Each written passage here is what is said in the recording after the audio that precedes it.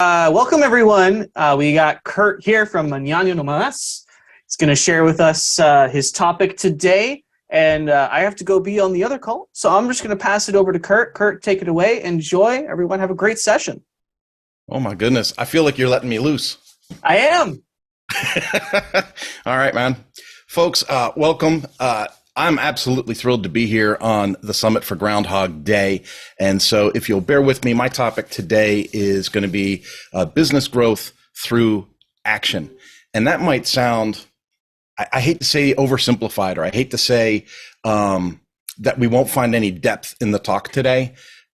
And here's my thing. And bear with me because I'm going to go through a couple of different things in today's talk. But a lot of us have great ideas. A lot of us, like I've been to WordCamp US. I've run into folks that are like, I'm working on this, or I'm working on that, or I intend to. And there's a lot of talk to go with things. But my inspiration today is to bring action and leadership to the table.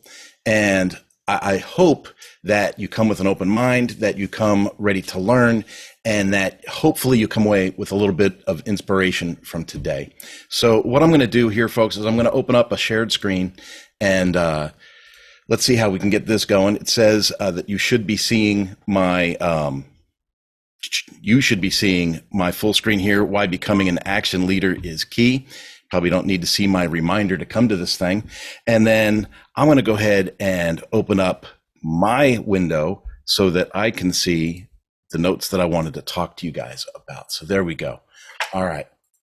Now, why becoming an action leader is key is actually a slide that is 3 slides in. So my talk is business growth through action. My name again, Kurt von Ahnen.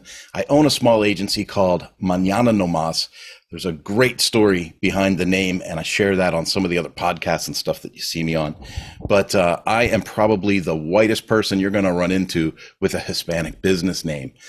It was founded in Albuquerque, New Mexico, and I used to work with the Economic Development Center there. And one day, I just lost my temper, and I said, man, you cannot keep putting off until tomorrow what you can do today. Mañana no mas. I cannot be vested in your success if you're not vested in your own success. And the guy that ran the Economic Development Center, he kind of leaned out of his office, on his big belly there, and he said, "Hey, Kurt, that would be a good name for your business." And that was it. Mañana No Mas was born, and Von Ahnen Designs and PR kind of took the back seat after that.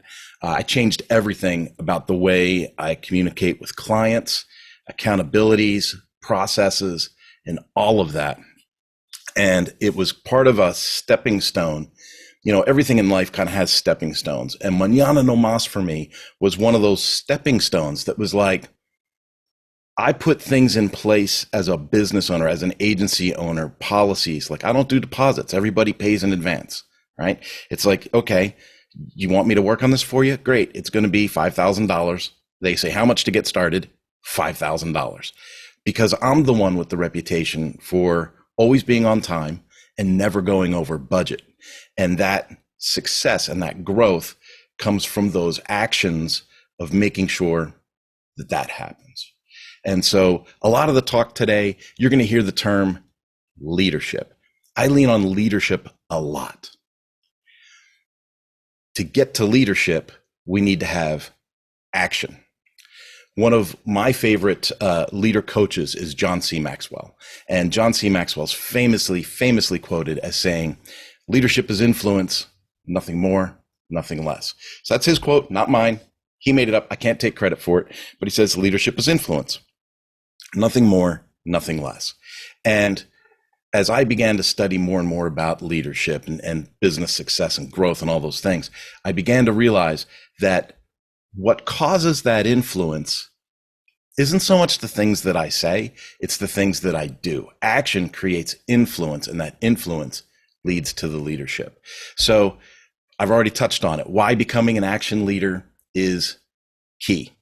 So I'm going to get to, you came to this talk and you might be thinking to yourself, well, is this a how-to talk on how to take action? Is this a how-to talk on how to take positive strides? I'm going to cover a little bit of the how-to at the end of this presentation. So you're going to want to stick around for that. But here's kind of the agenda that I wanted to go through over the next half hour or 40 minutes with you. I wanted to talk about how leadership is for everyone. When I say leadership is for everyone, it's everyone, like nobody's excused. I run into a lot of folks, like if I talk to younger adults at a church group or something like that, people are like, I don't really consider myself like a leader. I'm a good number two, or, I'm a good supporting role. And I'm like, no, leadership is for everyone. And I have a whole different take on that. I also believe in natural leadership versus unnatural leadership. I'm going to talk about that a little bit in detail. I'm going to give you a short version of my story so you guys kind of understand where my craziness comes from. Leadership in studies in leadership and what the result of those studies were. I want to talk to you about the benefits of action, because action's kind of the giant keyword in today's talk. And then the how-to part, the getting started part, we'll cover that. And then I really just want to encourage you at the end to embrace whatever your natural call to leadership and natural call to action is. So I hope that you'll stick with me here for the next half hour or so. I got something for you at the end, so make sure you stick with us. But let's go on to the next thing. I say that leadership is for everyone. I can't stress this enough. Well, like when I say it's for everyone, it's for everyone. Are you a mom? Are you a dad? Have you ever coached? Have you ever coached a little league team? Have you ever mentored somebody? Even if it's just like, you're the head cashier at McDonald's and they hire a new person, and that new person comes in and they're looking at that silly, point of sale display and they're just lost. And someone says, well, I'll take a double cheeseburger and fries. And you see them just kind of hunting around. Somebody with experience leans over and says, well, this is what you do. And this is how you do this. And right. So that's leadership. You're mentoring, you're coaching, you're influencing, you're adding value to somebody else. And so I never want to underscore, I never want to take away from the thought that your actions are an act of leadership. I never want to take away from that, no matter how small it is. I talk to people all the time, go, oh, I'm just a stay-at-home mom. If you're just a stay-at-home mom, you are developing the future generation. You're not just a stay-at-home mom. You are providing leadership to people within your home. Now, this goes deeper, right? You might be watching this, I assume, with Groundhogg. You might be a WordPress developer. You might be an agency owner like myself. You might be helping other clients with their web projects and getting them up and going. If you're an agency owner, you know what it's like to kind of coach and influence people, because people come to you with all kinds of crazy ideas for websites and unrealistic budgets and things like that. And you have to kind of walk them through the process of getting their idea into something that makes sense, parsing out the information, selecting the right plugins and tools, and then having a good design element that brings it to the public, right? And so if you think about what you're doing there, you are absolutely taking action and you are absolutely adding value to people. And so I want to encourage you to stick on that. Remember, this is about business growth through action. So we're starting out with the basics and we'll work our way through. The thing that I want to tell people, and this is kind of my last thought on this slide here, is that even though I say leadership is for everyone, I want to take some of the weight off your shoulders right here at the very beginning of the presentation. It doesn't mean you have to be all things to all people. Stick with me on this.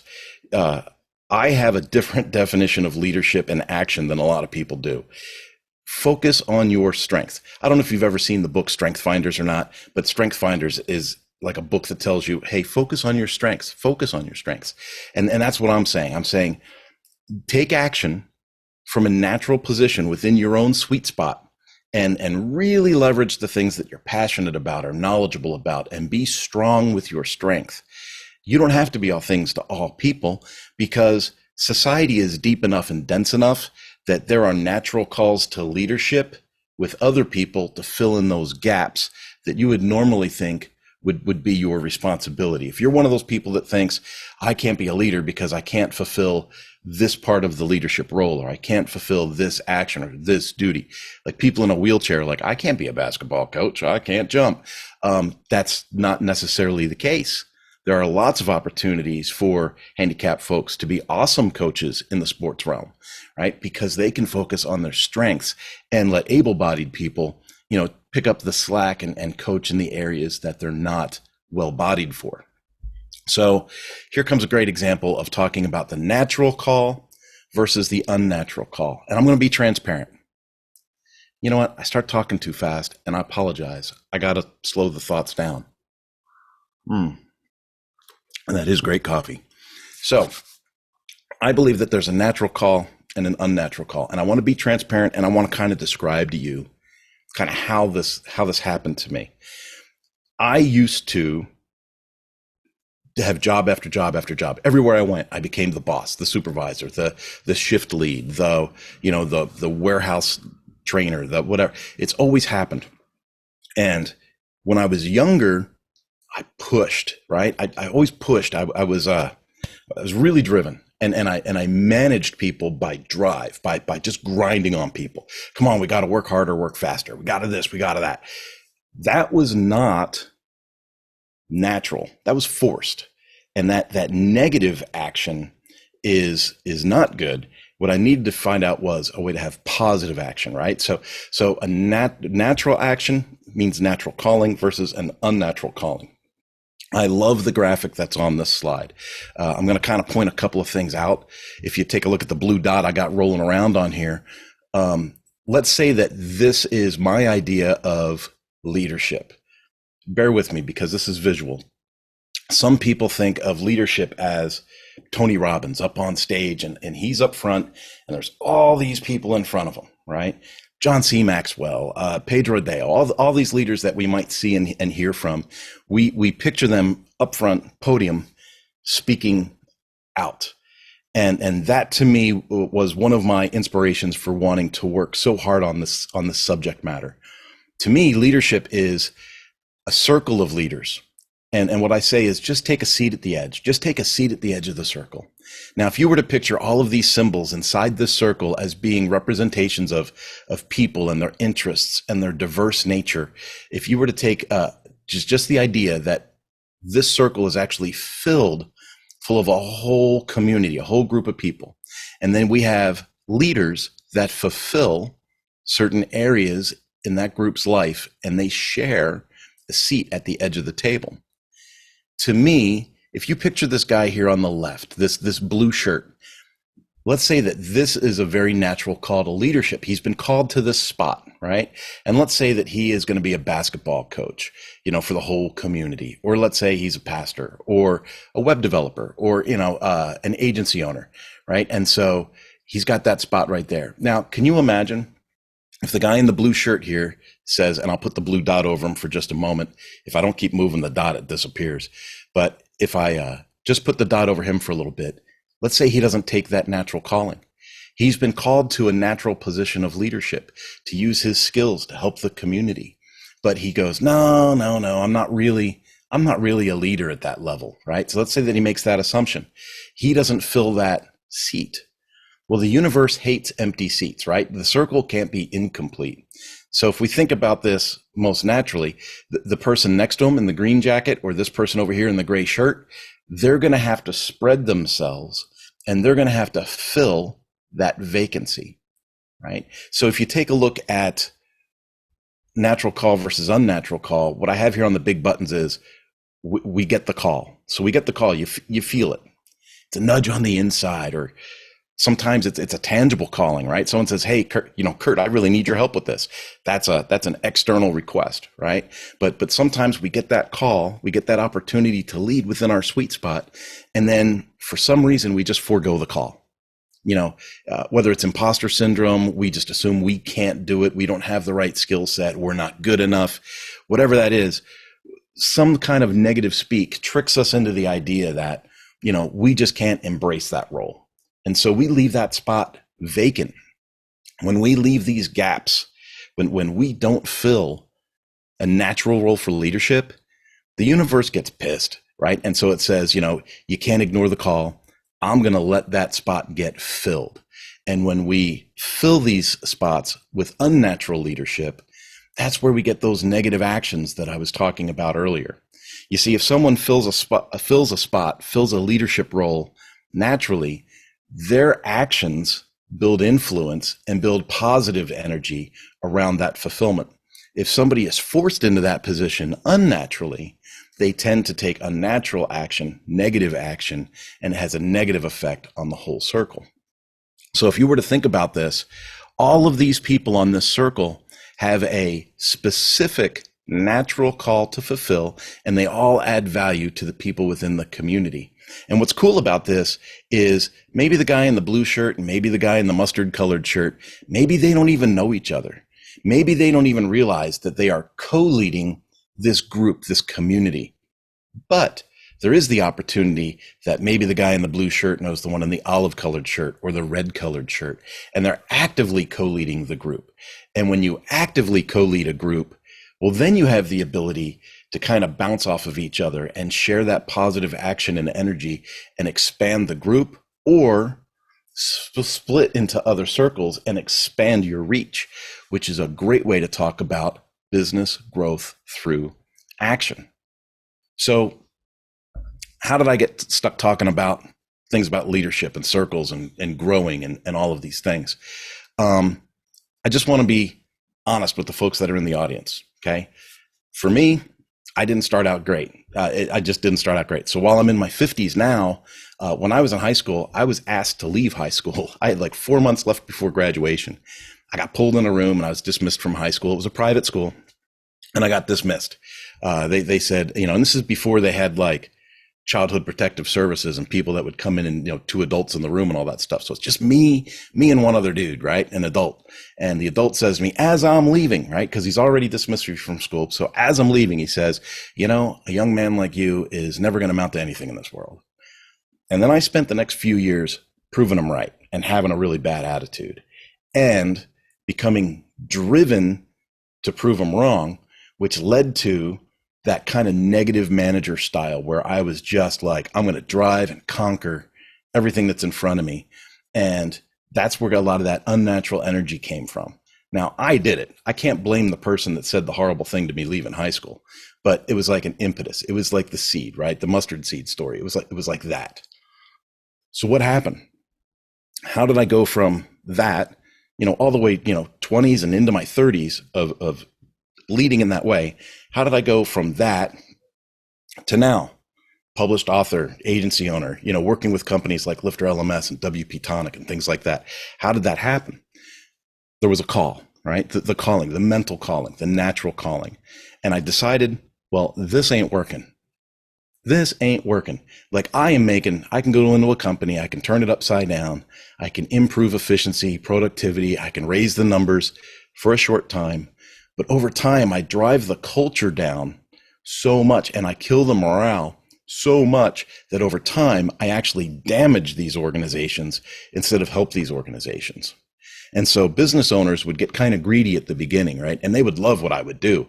And they would think I was saving the business because they would see the cash register fill up. But seeing the cash register fill up for a short time was not growth. And that's where I really started to have deep thoughts about what kind of actions, how can I grow through action in a way that is positive and sustainable? So I started getting that call, right? And I said, this isn't working. I have to change this. I have to do something different. So I changed my affiliations. We've all heard, you are the sum of the 5 people that you spend the most time with. So I changed my affiliations and I started spending time with people that I really, really, really enjoyed. And I read a lot of books. Now, I studied the leadership and I fell in love with the topic that I eventually paid the money, flew to Florida, and got certified in the John Maxwell team as a public speaker, author, coach, that whole thing. And so I did that. And it wasn't just enough to get the certification, put that in my pocket and go back to the office. No, I had to actually put that stuff into practice. And so when we think about today's talk being business growth through action, you can start to see how those actions for me started to take hold, right? I had the calling. I started to study up on things. I began to educate myself in my sweet spot, my passion, and then I had to take action. Now, some of those actions were, I ran a road racing school. I taught people how to road race motorcycles. How fun is that, right? I raced motorcycles as an amateur. I went pro for a little while. I really wasn't that good at it, but I was really good at showing other people how to get started or how to get up to a good amateur level of riding so that they could expand their talents and move on to become pros. And I've got a couple of friends that are still racing at the professional level that I brought up through the sport. It's a really cool thing. I also taught basic rider's course through the Motorcycle Safety Foundation. And that's where I learned a lot about presentation and adult-centered learning and communication. And what's unique is all that study on leadership didn't really cover adult-centered learning or how to communicate ideas to people. And so getting people involved in their own thoughts and their own education and things like that came through that exercise. And then finally, I think the biggest action that really caused a split in life or a change for me was when I wrote and published my first book in 2007. It was in the automotive industry, so you guys, I assume people in this audience probably haven't read it, but it's a trade book for the automotive industry, and it literally changed the trajectory of my family. And that's how I became the corporate trainer at companies like Ducati, Suzuki, and making content for BRP, Triumph, Indian, and things like that. And so that's kind of me in a nutshell. I started out wrong side of the tracks, wasn't doing so hot. Got halfway through life and realized, holy crud, all this work I've done and all this energy I've put in and all this way I've tried to force myself down this one path has been completely incorrect. And I needed to shift gears and change. And so once I accepted the call and I fulfilled that natural call to leadership and took action, I noticed a lot of things started to change. So when I say I studied leadership, these are the names I kind of gleaned my information from. If you take a look at the list I got there, I got Tony Robbins, Grant Cardone, Pedro Deo. Now, some of these names, you've never heard of them. Some of them you look at and you go, oh my God, he listens to that guy. I hate that guy. That's okay. You don't have to love every leadership trainer that's out there, but each one of them has a gold nugget that you can take away, stick in your pocket and go, man, that was good. I'm going to use that for later. Right. And so diversifying your learning or your input from these different leaderships is part of the way that you study and you take that action to add to yourself, because you have to add to yourself before you can add to others. Right. And so I have a name on there that really jumps off. It's kind of a heart pull for me. And that's Earl Rotenberry. Earl Rotenberry was a World War hero, crashed an airplane in a tree, almost lost his hands to frostbite during the war. Old guy. He was my boss. I worked at a warehouse, and this old dude, I would ride a bicycle to work when I lived in Pennsylvania. And this old guy would be like, hey, it's going to snow tomorrow. Just come by the house. I'll give you a ride to work. You know, just a super dude. His family was awesome. His kids, grown kids, were awesome. I was 19 at the time. And Earl was my first successful male role model. He was a warehouse supervisor. He was not an executive. He was not driving a Lincoln. I think he drove a Dodge Monaco. But he was my first successful male role model. He was my first mentor. And so he's someone that really jumps off the page to me, because as I studied these other professionals in leadership, it spurred my memory. And I said, wow, that reminds me of Earl. Or I remember when Earl did that with me. Or I remember when this. And then it hit me like a ton of bricks as I was making that conversion and accepting that natural call to leadership. I was like, I got to be more like Earl. I spent 20 years beating people up and just trying to win the competition of life. And Earl was one of those dudes that was like, hey, just come by the house and I'll give you a ride to work. You know, and it's that kind of thing that really led to him being an absolute wonderful leader in my life. And of course, Dean Gracioni, Ken Blanchard. I mean, there's a ton of them. But how did I do it? Well, I read their books and then I thought about the books. Sometimes I read them twice. Sometimes I read them and then I did the audio book, right? Next thing is observe others. If you take in all this information through the written or the spoken word and then don't do anything with it, it's lost. But if you actually kind of begin to observe others and see how people are doing things, take a look at how Adrian runs office hours with Groundhogg. Take a look at, Chris over at Lifter LMS. Look at how he integrates with the community and with the people and does the podcast and the live calls on Thursdays. Take a look at, different leaders. Take a look at Chris Lemma. Take a look at all these folks that we see in our industry and observe them. Watch how they do things. Watch how they take their cues for leadership and really run with it and add value to their community. I began to participate in different groups and networks. So, I went to WordCamp US. I've been participating and speaking at different, WordPress meetup groups and things like that. Then I looked for gaps, and I wanted to find gaps in different circles. Remember the circles we talked about, And once I found those gaps in those circles where I could naturally fulfill a spot and take action and help them, that's what I did. I took those actions.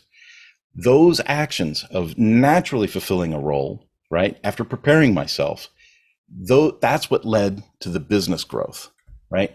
That's what led to things really beginning to take hold and get invited to speak at things like this. And so when I say I took action, those actions can be big or small, but they have to be actions. You have to do something. And now you're saying, well, what's my something? Your something could be, and here's a simple action. Trust me, this counts. Start journaling. I've been promoting journaling for the last 4 years. I put out courses on it, all kinds of things, because journaling changes the entire way that your head works. So if you're not currently journaling, start journaling. And through that journaling, you'll begin to write yourself a path and write yourself some milestones that you can fall into. Volunteer somewhere, get into some training or mentoring, or submit a proposal. Write that stinking book that you've had on your mind. But find a way to take action, big or small. You have to start with the action first. Okay. Don't worry. I'm watching the time. We're doing great. All right. So I want to talk to you about the benefits of action. Remember, we're talking about business growth through action, right?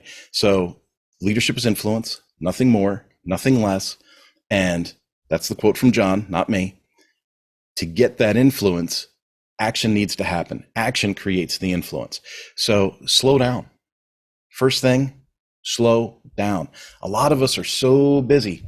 I don't know about you. I'm like a TikTok addict. I'm a grown man. I don't know why I fall for this, but that algorithm, I love it. The cooking ones, the car ones, the motorcycle ones, the mountain bike ones. I love them all, right? So I sit there and I could stare at TikTok for hours and hours and hours. And that constant distraction, that constant pinging, that constant, world interaction on us begins to get us to survive the day instead of thrive in the day. And so I want to beg you, slow down, eliminate some distractions, but slow down enough so that you can recognize a natural calling. Slow down so that things begin to set, right? To begin to resonate inside with you. Now, once you find that spot, once you find that passion thing, then I want you to go ahead and take a small action. Like I said, you could start out by journaling about it. You could study about it, an online course, create an online course. When you become a course creator, you have to learn the subject good enough in order to teach it to others. And that's a whole new level of learning, right? So like if you went to the Mañana No Mas Academy, you'd see I got a bunch of stuff in there about journaling and leadership and goal setting, right? Because I wanted to learn those subjects so much that I could teach them to other people. And I wanted to raise the level of my own awareness. So take some kind of an action. Next thing is that action is going to lead to influence. That influence is what's going to help create your result. So when we think about creating a result in this speak, right, business growth through action, our result should be some kind of revenue expansion, should be a new vertical at the store, right? Should be a new category of sales, increasing staffing. There should be something. For an agency owner, action and influence can lead to, raising the bar for your whole community, or maybe getting involved with the Chamber of Commerce. If you're like in general business, let's say you're just a general business owner and you're watching this and you want to figure out how Groundhogg works or what the rest of the people that use Groundhogg think. Well, if you're like a regular business owner, small business, small community, and you're looking around, you're going, what are these kids going to do when they grow up? These are the kind of things like that could be your natural call. So then you go, hey, you know what? I'm going to start a small business community. You start a small business community. Next thing you know, you got a mentorship program in place. Next thing you know, you're helping the Gen Z kids kind of fit in at the different small businesses around the neighborhood. And you start developing a whole new generation to come in and help run the town. How amazing is that? But that's like one of those examples of action leadership and leading to growth. Okay. I want to talk to you about how that action grows the more that you interact with people. This chart, I'm going to admit to you, when I made this chart, I thought, does this even make sense? Will people know what the hell I'm talking about? I got to take you back to the circle of people sitting around the group. Okay. Visually, think back to slide 3 or 4. And so you had a group of people sitting around a community, right? That community. What I want you to do is picture that you are one of the leaders in one of those chairs at the edge of the circle. Okay. So you're taking action from your natural position on that circle. That dark green line at the bottom of the screen, this dark one right here, this is like you got a small group of 10 or 12 people, right? So you do an event, right? Event 1, event 2, event 3, event 4. And by taking action with this small group, you're able to add some people to the group, but you have positive influence. You start out with maybe 8 to 10 people, and maybe you can affect up to like 20 people through that one affiliation. And then if you would, picture like laying that circle, right? Laying that circle over another circle.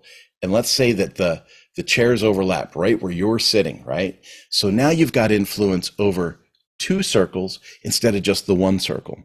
You've expanded. You've jumped into another circle. You still have your feet in the first circle, but you're adding value to this second circle, right? Action growth, right? So think about actions and think about growth. So if we take a look at this second line right here, this is kind of like the effects of you've got the first group and the second group, and they kind of feed off of each other. And they begin to bring in more attention, more people, more things are happening. You're running more and more events. And next thing you know, you're adding value to almost 100 people over the course of these 5 events, whatever those events might be, because I can't speak for you. I don't know what you're doing. Okay. Now I want you to get real creative, and I want you to kind of, even if you have to close your eyes, think about a Venn diagram. If Chris is watching this from Lifter LMS, he loves Venn diagrams. So a Venn diagram is more like 3 circles, right? So you picture you got 1, 2, and you got that third circle. And you know when the 3 circles kind of cross over each other and you got that little kind of ellipse shape in the middle of the 3 circles, right? That's where your chair is. Let's just pretend that that's where your chair is.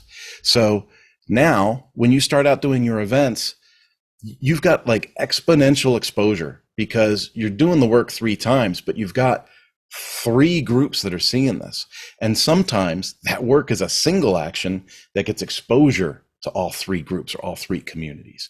So now instead of, starting out after 5 sessions and helping up to maybe 20 people, maybe you're right around 100 people out of the chute. Maybe, when you start with these 3 groups, now you got like 100 people that you're adding value to or influence to. And if you take a look over the span of time, you're going to see that it begins to grow exponentially because of the networking, because of the energy that comes through all that association with other people. So what I'm trying to communicate here is you take your natural call to leadership, no matter how big or small that action is, it gets you that seat at the edge of the table. It gets you that seat right there at the edge of the circle. Remember, I talked about how it's possible to co-lead with people and begin to know those leaders and to kind of bounce off of them and share that energy. And what will happen many times is they'll give you that invitation to come and join another community.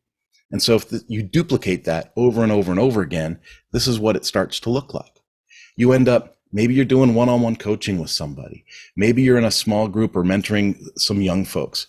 Maybe you are working in a boardroom with a group of leaders, right? And you're adding value to that group of leaders in a boardroom, but each of those leaders goes back and reports to a larger group that they are adding value to, right? And so your influence through your actions begins to spread out over a much larger playing field.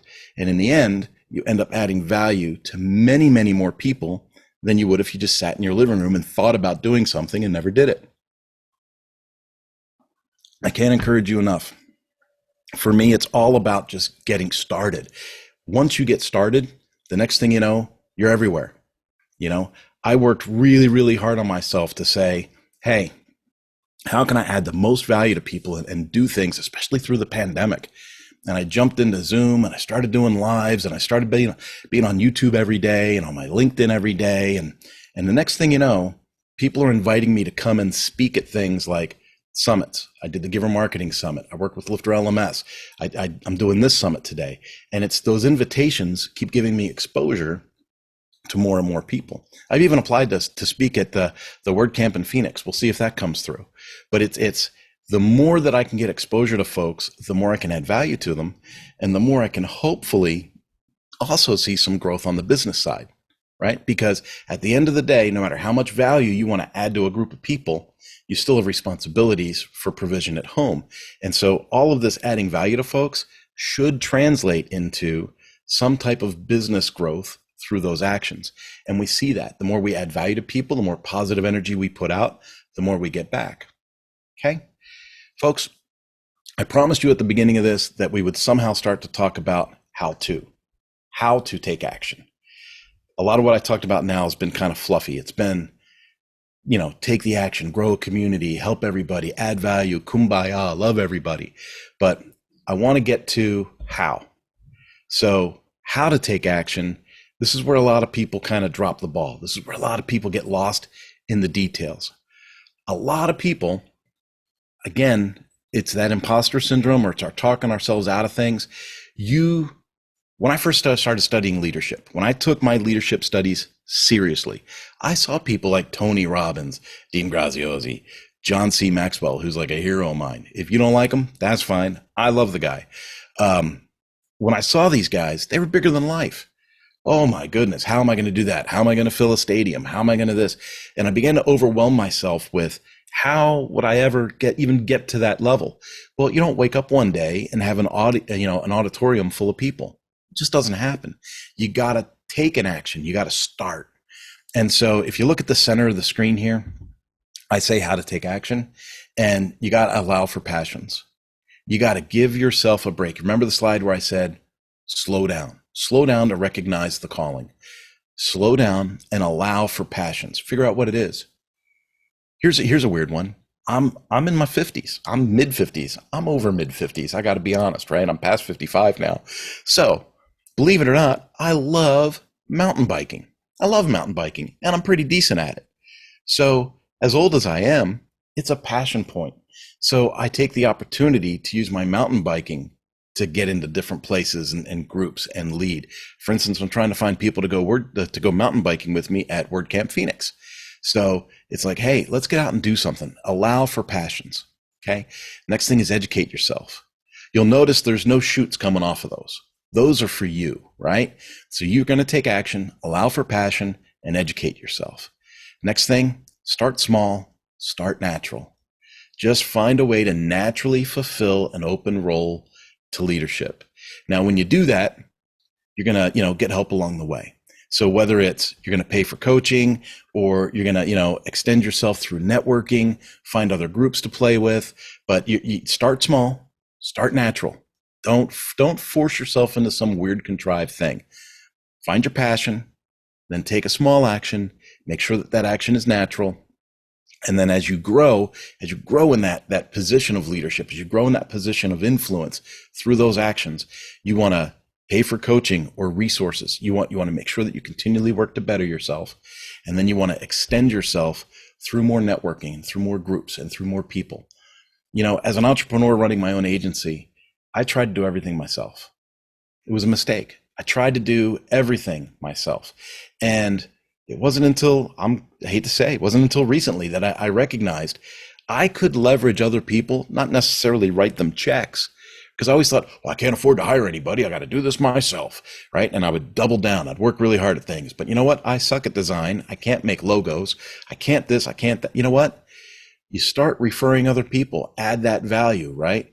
Hey, I can make you a great website if you bring me a logo that's ready. You don't have a logo? I got a guy. And then I refer that work. Now I'm adding value to that person, and they reciprocate, because they're going to go, you know what? I'm great at making logos, but I don't know how to make a website. And it just goes back and forth. So you have to leverage your networking and work with other people. Now, as you're doing all that, pay attention for growth jumps. Growth jumps are those things that I mentioned. Remember the slide with the different groups of people? On the side of that, I said, got to look for growth jumps. Growth jumps are when those circles overlap and you have the opportunity to add another audience. That's a growth jump, okay? Once you start getting those growth jumps, it's time to take the next leap. So your next leap, your next action is to make the recognition that, holy crud, I've done well in this small group. I'm ready to add a group or jump to another group. So you have to, look for those growth jumps. Take that next leap. You can do it one of two ways. You can expand your circles, right? So one way is to take your existing circles and expand them, right? Just to kind of jump out and just add people, referrals, resources, grow, right? That's one way. Now, for some folks, that's not sustainable. For a lot of, well, to be honest, for a lot of introverted people, it's not truly sustainable because it's exhausting for them to just keep adding more and more people and more exposure and more action, right? So if that doesn't work for you, you want to go the other way and you want to develop other action takers. Now, anyone that has studied leadership is going to know that, you're not considered a real leader until you develop, additional leaders. I'm kind of stealing from that a little bit. You have become an expert on taking action by the time you get here. Once you're here, you can expand your circle and keep doubling down and adding to your action list, or you can develop other action takers and other people that maybe have similar natural callings to you, but maybe tweak just a little bit. And you want to add that kind of diversity to your group. And then that as you add more action takers, they're going to build influence, but that influence reflects well on you, right? And you're going to leverage that influence more as a leader. So now you're going to build a team of action leaders, and they're going to go out and add value, kind of like that exponential growth, right? And then you're going to leverage yourself more as a leader at that point. And then what you can do is whatever your business model is, you can franchise that model through those other action takers. Okay. And you hear a lot about franchising and business growth and all that kind of stuff. But folks, that to me is what we need to do. When you wake up one day and go, oh, I'm going to buy a Subway, I'm just going to buy a franchise. Well, no matter how good your intentions are, right? No matter how much of an action taker you are, if you buy their franchise, you're kind of there, right? So your expansion is either to buy more Subway stores or to grow a loyal customer following through great customer service on that existing model, okay?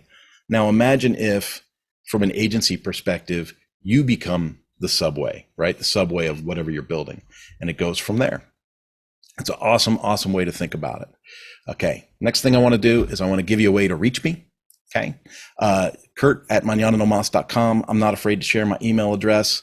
You can email me, you can call me, you can do whatever. If I have touched a chord with you and you're like, I have got to talk to this guy, I welcome it. I absolutely welcome it. I give everybody that follows me from one of these talks 30 minutes for free right out of the chute. So if you want to have a short consultation with me, that's free right out of the chute. If you want to reach me on social media, anything with Mañana No Mas is going to lead to me. Started that name in 2008. It's well branded. You'll find me. Last thing is all the ideas that I talked about today, they come from the book. The book is called Action Leadership from the Edge. I published that last August, and it's on the website actionleadershipteam.com. For people that have gotten this far in the talk, you can go ahead and get a free copy of it. Not only that, but remember I talked about journaling and how attached to journaling I am and how it's one of those great first action steps. Like if you really want to take your business growth seriously, you got to start writing things down. How many times do you hear some other mentor, some other leader somewhere say, man, you got to write your goals down? I took that really seriously, and I made a free planner and journal that you can download and put into. I'm a big fan of the Remarkable 2 tablet. And so this PDF planner journal goes into that tablet.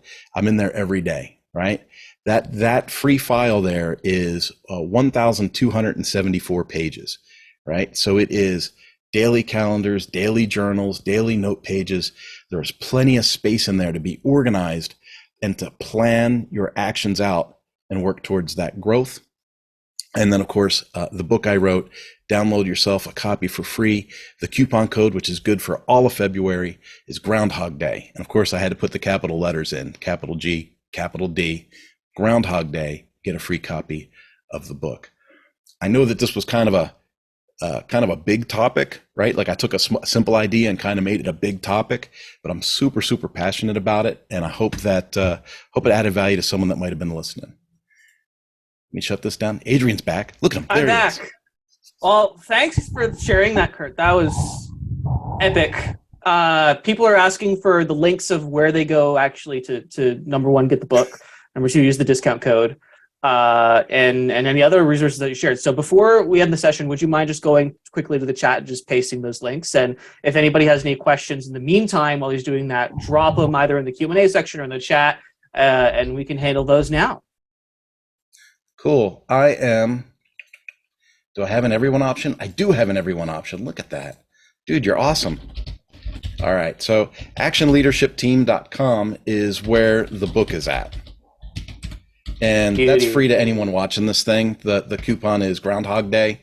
And so this is a love project for me, Adrian. Like it really is. It's not a money thing. It's like I think about where I was in my 20s and 30s, dude, and all the mistakes and all of the things I wish I could do different. And I go, just put it out there, right? Just get it done. And can we pull up the slide with the discount code on it? Someone is asking for that. Yeah. Let me pull up that last slide there.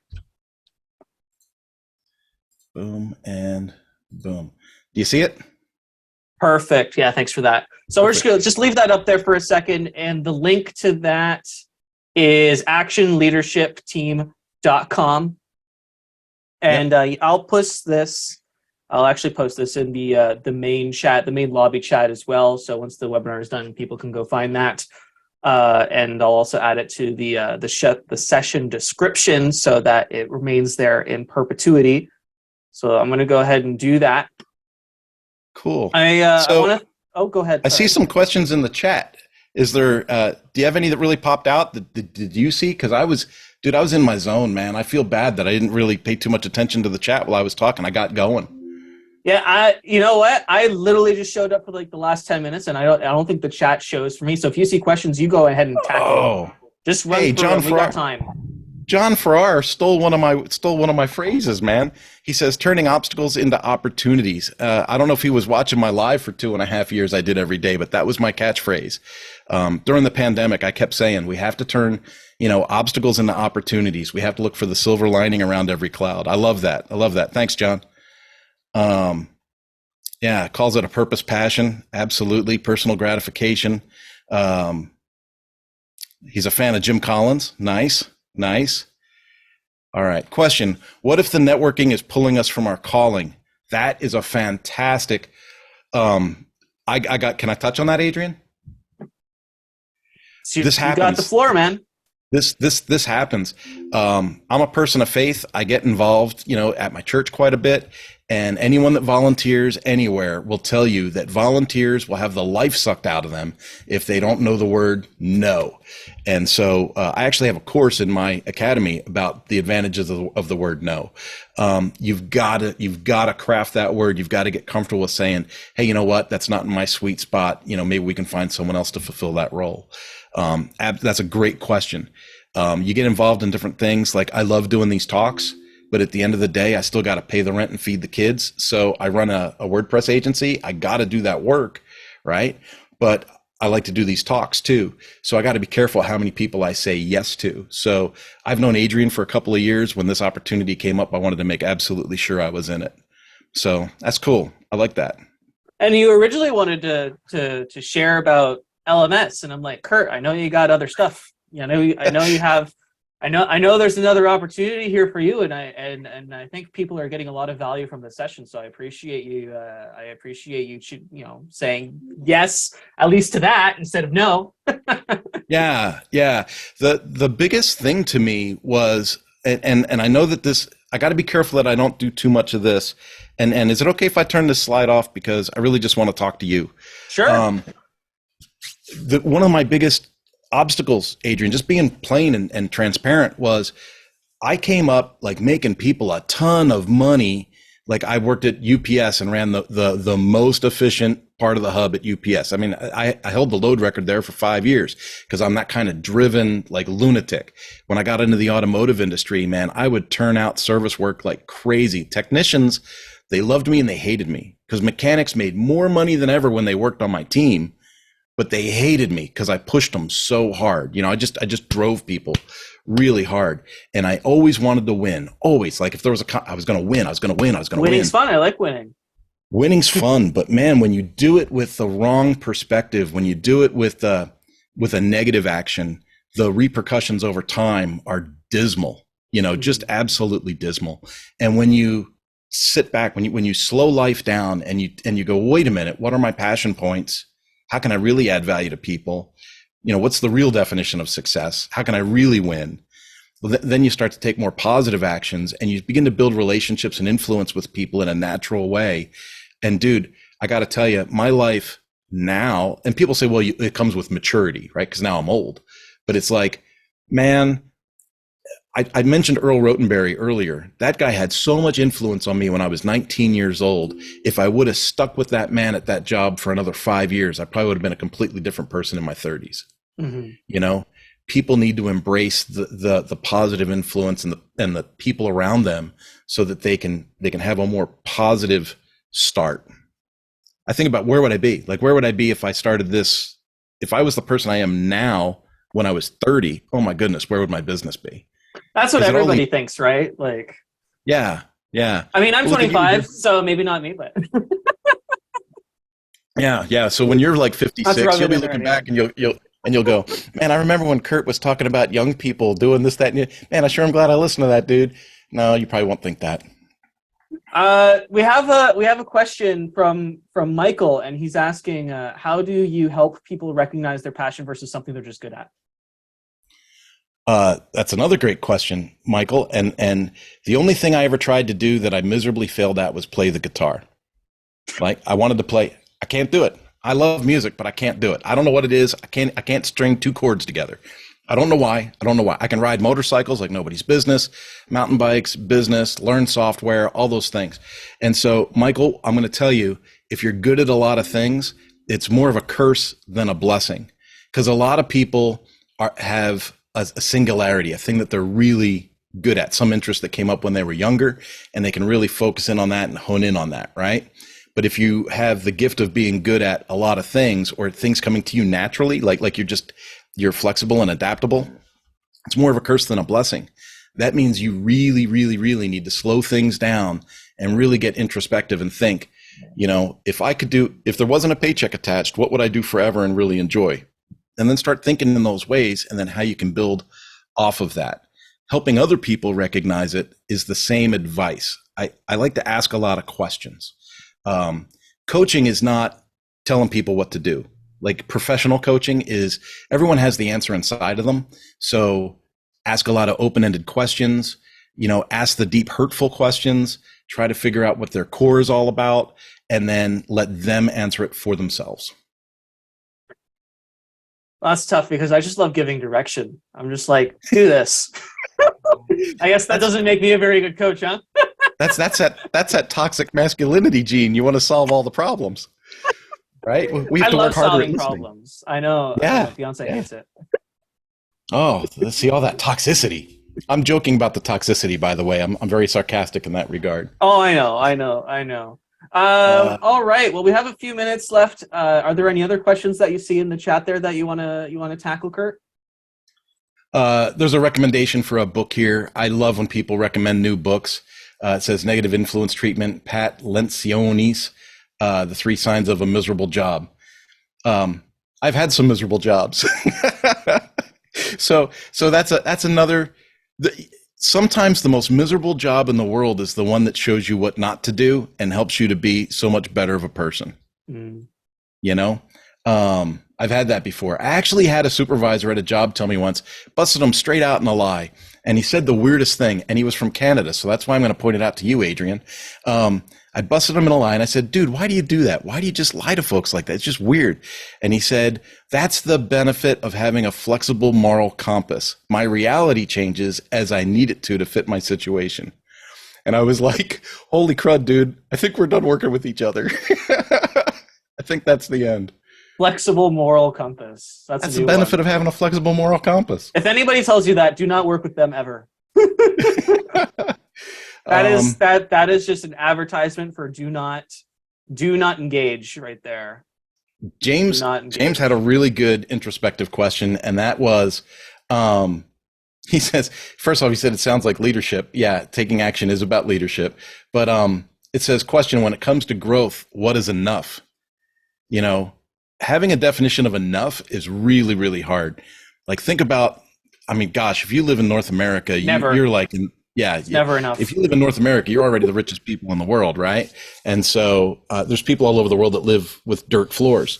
And so we have to really be introspective and figure out what is enough. For me, it is, at what point does my pursuit of adding value to all these people, at what point does it become more of a burden than an enjoyment? At what point does one outweigh the other? Because someday it's going to get there for me. I'm going to cash out my chips, buy some acreage somewhere, and set up a homestead and just be a hermit. But until that happens, me and my wife living in the woods somewhere. But until that happens, I'm going to add as much value to as many people as possible. Right? So when is enough enough? Yeah, you'll know. When it becomes more of a burden than a blessing, then it's time to cut the cord. I think that's. I think a lot of people struggle to know because they've done something that they've been passionate about for so long that they forget, or what it was all about in the first place. And so I think being able to look to like, well, is this still bringing me happiness? And if it doesn't, then do something else. Time to change. Yeah. Change is tough. Yeah. Change is tough. Oh.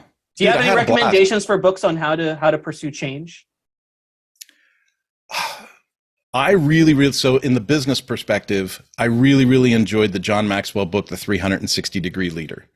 Everyone's got a favorite book of his if they read his stuff, but that particular book was the one that was like, wait a minute, and it's almost like an inspiration for my own work. It was, you can lead from anywhere. You don't have to be the big mojo. You don't have to drive the fancy car in the parking lot.